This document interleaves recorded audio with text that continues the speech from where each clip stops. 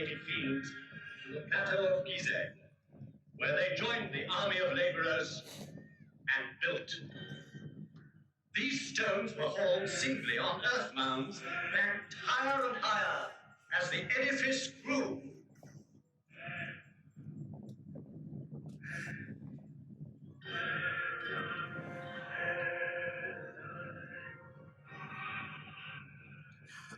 In front of such superhuman efforts, he believes. Here man thought that there at my feet, on this vast site, with mankind still in its infancy, walked and worked, surveyors and sheltered in caves. O noble Nile, I salute you, for your waters flow majestically and fostered this sacred enterprise. One day the desert sands invaded the fields, marshes dried up on the river's bank, and so to save his life, man invented civilization. He had to contend with floods, he designed dams and culverts. He came to love the earth and wanted for his grave. But soon he wished to outlive the earth. And it was farmers, helped once more by their beneficent river, who built these monumental houses of the dead. And I, Kepler's faithful companion, saw the progress of dynasties and grave priests, and the light steps of noble ladies whose diamonds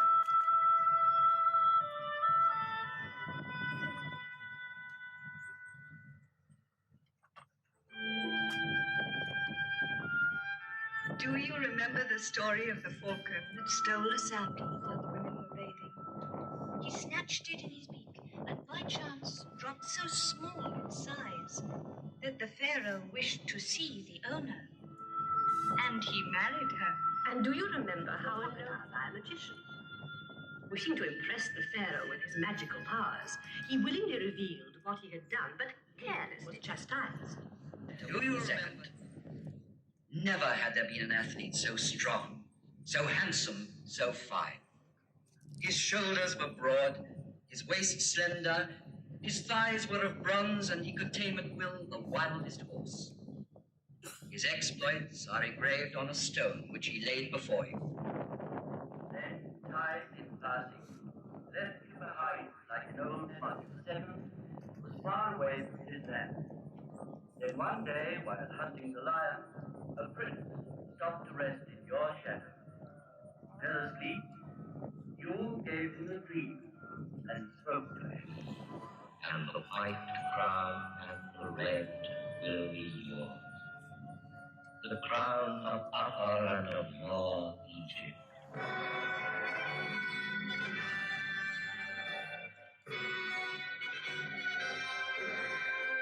A half-tamed horse, and he harnesses it to his chariot. There's a gasp in the crowd, but the pharaoh is holding the reins tightly and curbing the horse to his will.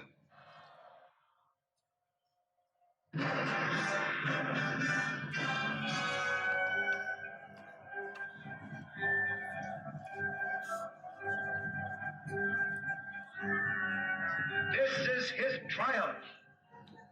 Standing up in his chariot, Gold and precious stones. The ceremony at the lower temple is over, and ascending the causeway, the funeral procession nears the tomb, escorted by princes, high state officials, and priests.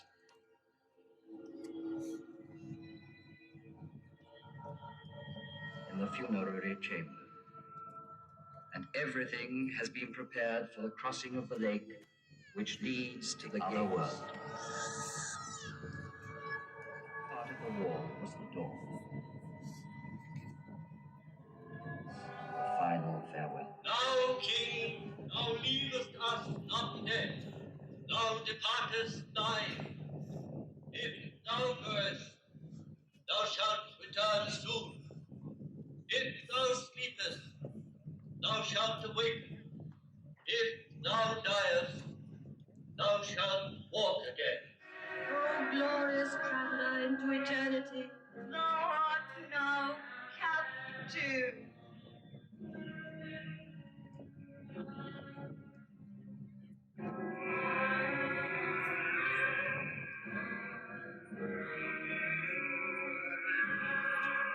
the strange youth who has been made all-powerful. He leaves Thebes in order to found his own city. He rejects the god Amon and his priests to worship a god of his own choosing. People will see and love the graceful figure of Nefertiti. She was by his side in his struggle to establish the new faith. Of this faith, she was like a reflection. Her radiance inspired sculptors. Thus, the image of her beauty came to us in stone. 30 years old, and he died. 3,300 years ago, he wrote and recited this prayer.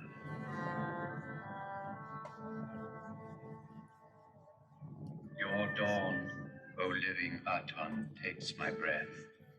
You possess my heart. You are the maker and giver of all things, and men live by your grace. Aton, living and life-giving forever and ever. Called Nefertiti. Yet there is sadness still in the hearts of men. His successor's name was to have been Tutankhamun. Should be known that Tutankhamun died not yet 20, after a reign of 6 years.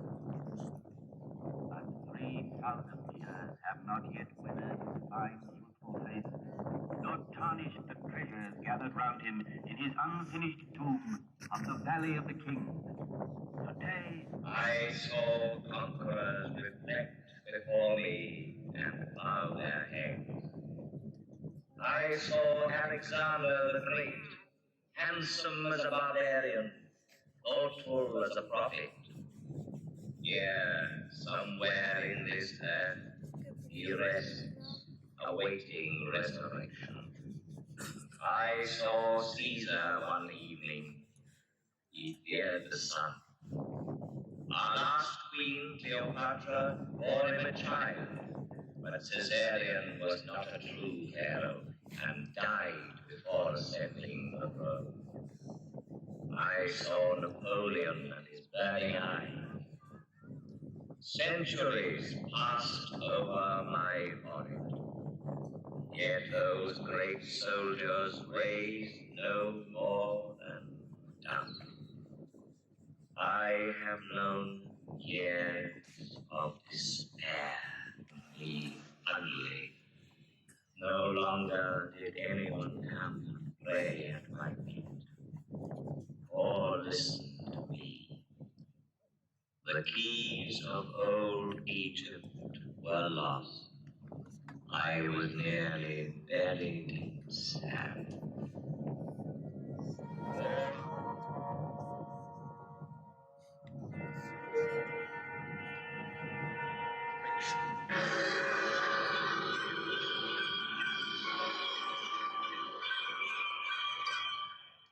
All at once, from the funerary chambers to the peaks of the pyramids, hieroglyphs were born to a new life.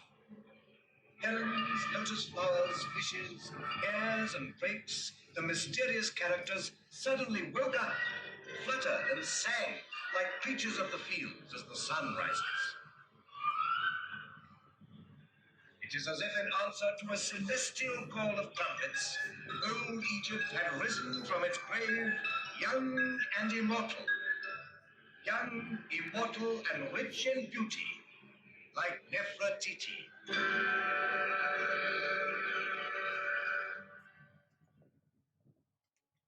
unearthed from their deep silence, the papyri. I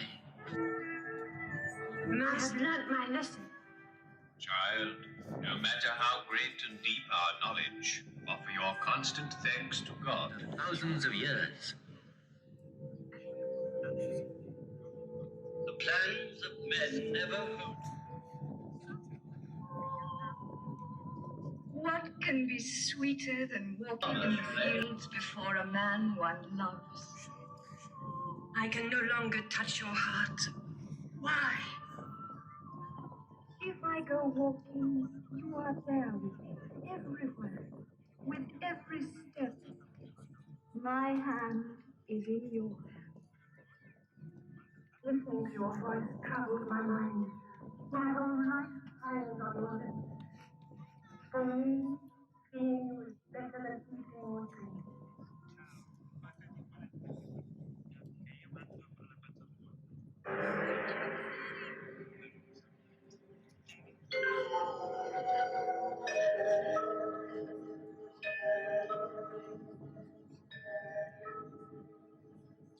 Such was my message from the depth of the ages. Girls' voices, the voice of wise men, of children, the voices of ancient Egypt and Rome, Christianity and Islam.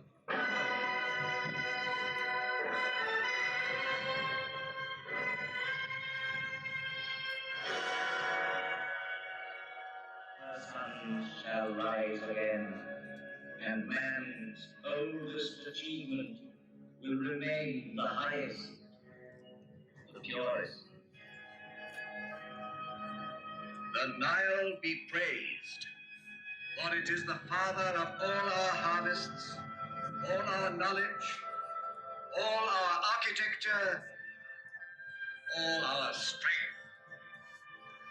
The Nile be praised. From its banks came one of the 7 wonders of the world.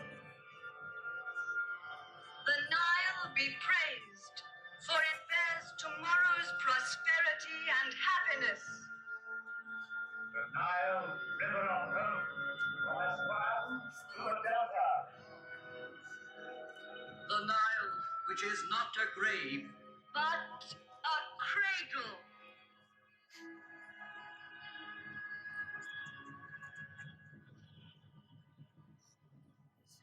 in the course of time, only human achievements crumble and fall.